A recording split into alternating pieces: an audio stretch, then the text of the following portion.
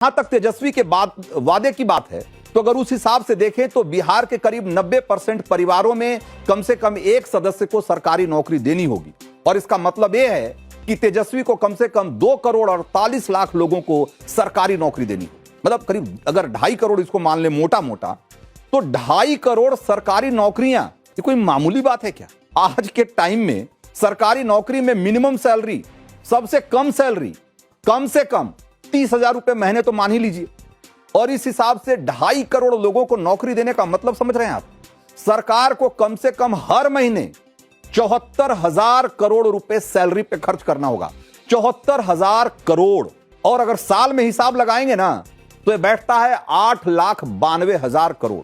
मतलब समझिए 9 लाख करोड़। आपको लग रहा होगा कि ठीक है 9 लाख करोड़ है तो क्या है, दे देंगे। तो भाई साहब, बिहार सरकार का 2024-25 का पूरा वार्षिक बजट जानते ही कितने का था?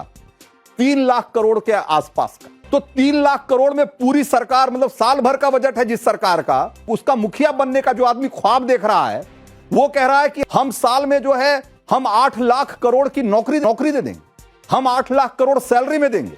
जिसके पास मतलब ये कि 3 रुपया जिसके पॉकेट में है वो कह रहा है कि 9 रुपए तो हम गुटखा खाने पे खर्च कर देते हैं।